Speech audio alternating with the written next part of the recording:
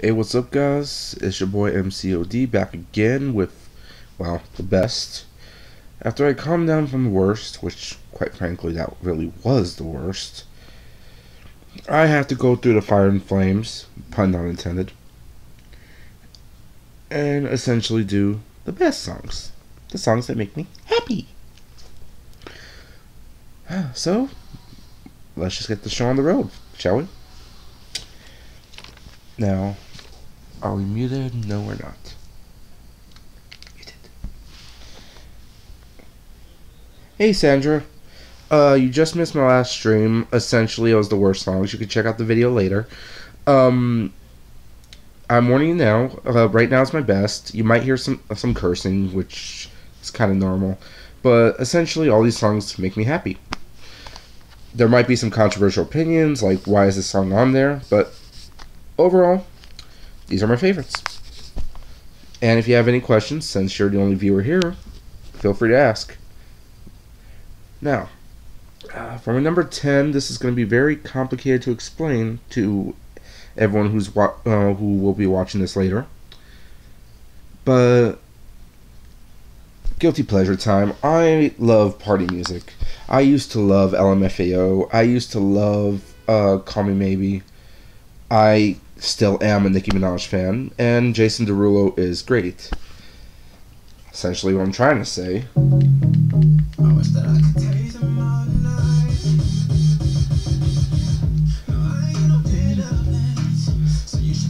That bass just brings so much life. These drums. I like Kendrick Lamar's Humble, and I'm so tired of Edge. You might enjoy my last video. Ed Sheeran's Castle on the Hill made my number 9 worst. But essentially this song, the instrumental brings so much life. This is essentially what Derulo's 2014 song Talk Dirty was supposed to sound like if it didn't sound like a friggin' douchebag. The other rapper, I'm blanking on who it is right now. He actually brings his A game as well. And Nicki, oh my god, this is why we love Nicki. Not this, oh, I kill all the guys, yada yada. She's having fun. 2017 was a good year for Nicki. Between Kissing Strangers with DNCE. This song, every time I'm walking, it's like I have to stop and dance. So, how do we go from that? Well, why not have another party song to follow it up, because might as well do the two for here. And I'll admit, I didn't have any faith in this guy.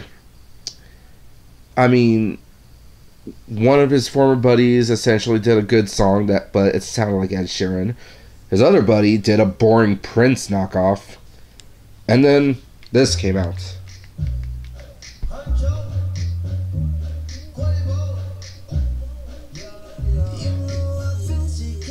You know, if anyone would have asked me when One Direction broke up, did I think Liam was going to be the one? Sam Powers showed me a video of Poets of the Fall called War. It was cool. Honestly, I've heard of Poets of the Fall, but I haven't checked them out yet, so I'll probably do that after this.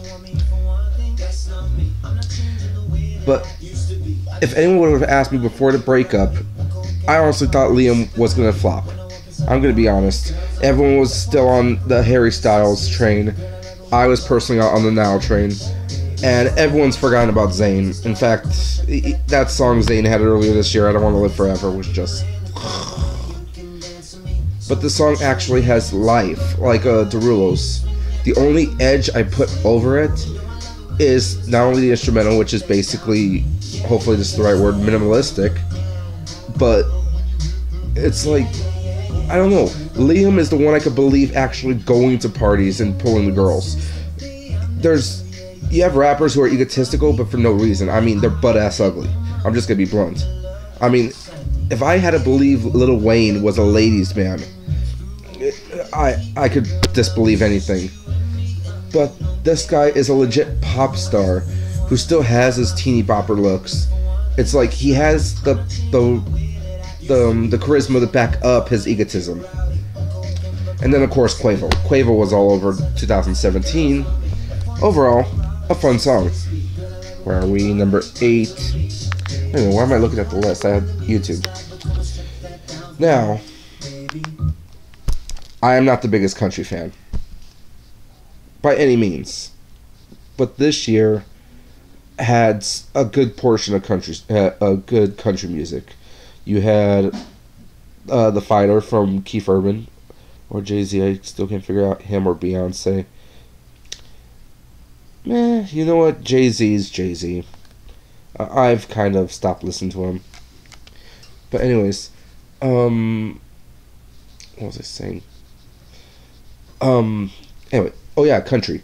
You had The Fighter from Keith Urban and Carrie Underwood, which is essentially a pop song.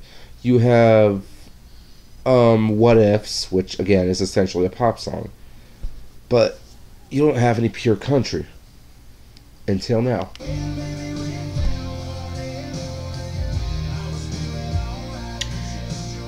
For anyone listening who does not know this song, this is called Hurricane by Luke Combs. Legitimately, I was not expecting much. But I have came back to this song so many times. This is one of the most enjoyable country listens I've had in a minute.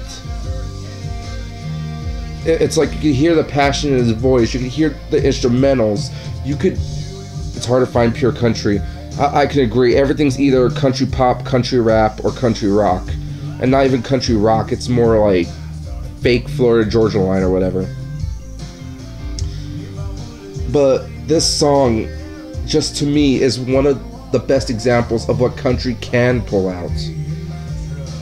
Now, I'm going to make a lot of enemies in a little bit with another country song.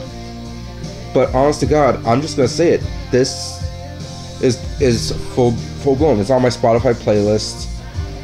I'm going to listen to it God knows how many times, whether it be sleeping, whether it be drinking. This is probably going to be my go-to country song. And there's not much else to say but pure country. Now, number 7 comes from people who essentially most everyone hates, with the exception of one artist. But this song is so damn catchy. There was no way it was not making my list. I know all the words. I can hit all the notes. I have to.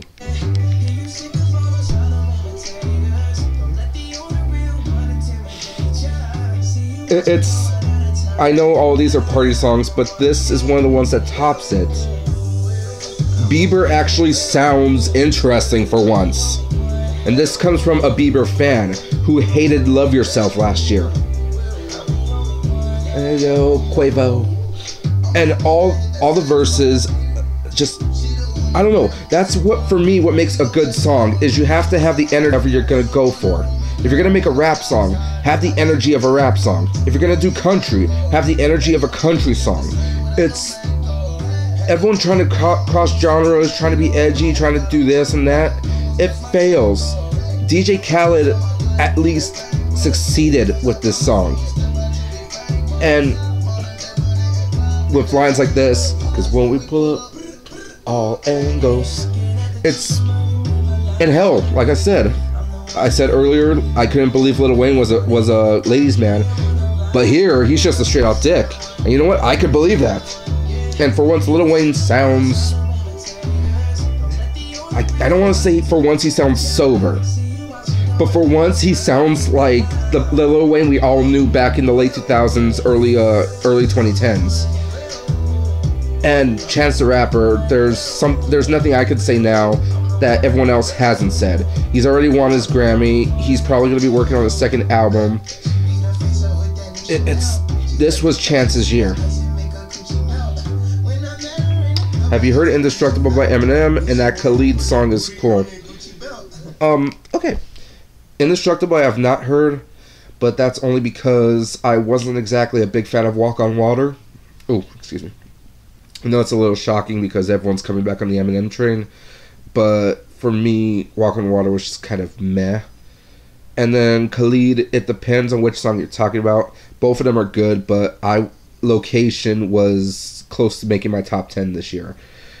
Young, Broken, Stupid is awesome as well, but like Location's the one that I hear constantly and I love it. Let's see. My number 6, once again, if you're gonna do a party song, you have to make sure you have that energy. You have to make sure you... Goddamn YouTube commercials. I have to do this for another 20 seconds. Anyway. You essentially have to have the energy. You essentially have to have some sort of catchiness. And you have to have this feeling of essentially not caring, of partying. You know what's exactly the word I'm trying to describe here? Maybe, just maybe, in order to have a good party song, you need to have just a little bit of funk. Oh, this intro is so beautiful. Ooh, sorry, shaky camera.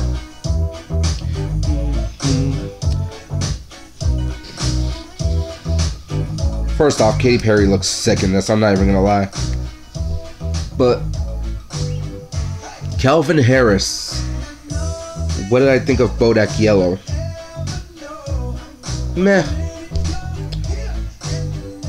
It's not the best thing in the world, but I could see why people enjoy it.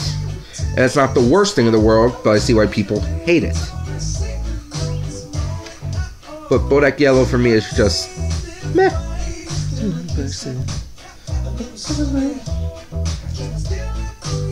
I'm sorry, this is the best Pharrell has sounded in a minute. I was not a fan of Happy. Pharrell has done songs with Jay-Z, I wasn't a fan of that. But I believe Pharrell on this. Then Katy. Everything just comes together like a recipe in the kitchen. You throw in a little bit of this, a little bit of that, a little bit of Salt Bae, and everything just comes together. And hell, I'm not gonna play the whole song, but Big Sean at the end actually sounds Big Sean-ish, which is a compliment. You can't listen to the song without being happy because he got the funk right. And honestly, the Calvin Harris album is one everyone is sleeping on. Between this, between Slide, it's like there are so many songs that could have been charted this year. And honestly, I used to hate Calvin Harris with a passion. I used to hate him for Summer. I used to hate him for like other songs. This gained all the good faith back. Oh, it's a lot easier for me to go through my best list than it is my worst list. I guess it's just so much fun talking about the good songs that I kind of don't want to ignore all the bad ones. Okay. Now, up until now, all my songs... stop it. Did I read the Grammy list? Not yet. Wait. The Grammys were... the Grammy nominees have already been, well, announced? Huh. I need to look this up. I'll probably do a reaction video to that later on. But, okay.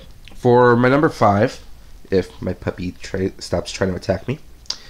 Up until now, all my songs have been party songs, obviously. Your DJ Khaled's, your Liam Payne's, your Calvin Harris's. But, to a certain degree, you have to have seriousness in your songs. And I know everyone's expecting me to put a certain song on my list, but I'm not going to because to me it was okay. But this song surely made my list.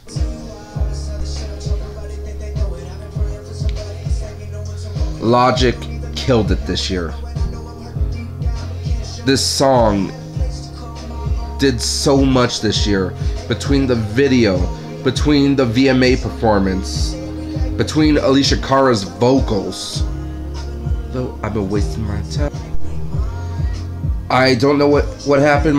Someone tried calling my phone right now. I don't know how much cut off. But this chorus is so catchy. I lost my train of thought. I said it in the beginning of the last video. We're live, so anything can happen.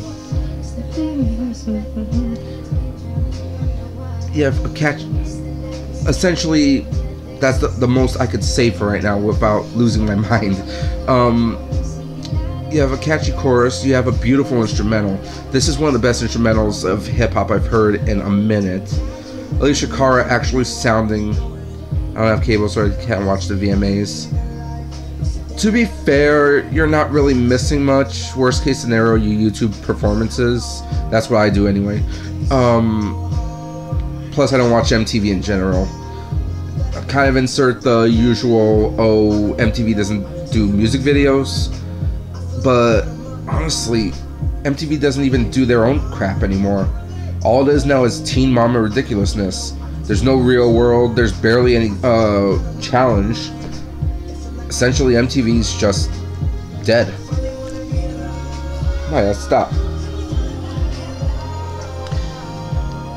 But yeah, this song really like touches a nerve with me because I do suffer from depression amongst other things, and I'm just gonna repeat what everyone else has said at some point, which is whenever I feel depressed, I just put the song on and all of a sudden, like, everything just kind of feels better. I could either smile or I could cry it out, or this is one of my go-to songs.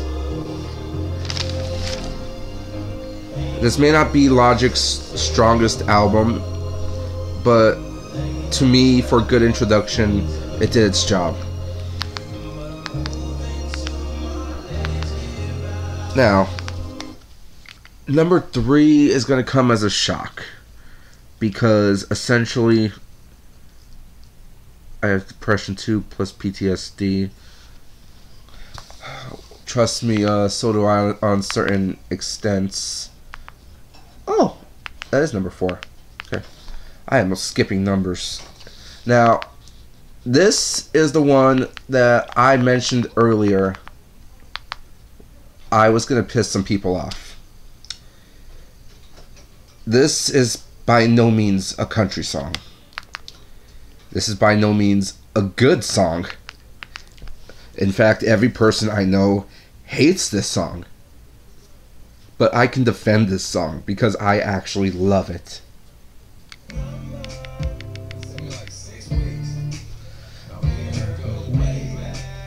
Like Cadillac streets.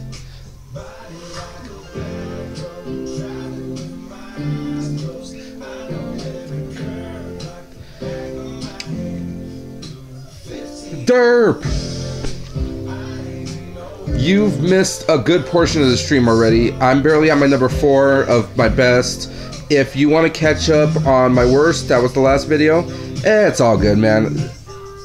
I streamed a little late myself, so that's kind of on me. I need to schedule my schedule better. But I mentioned earlier in the best video, if you're gonna do a song, have the attitude, have the personality. There is essentially nothing more country than this song.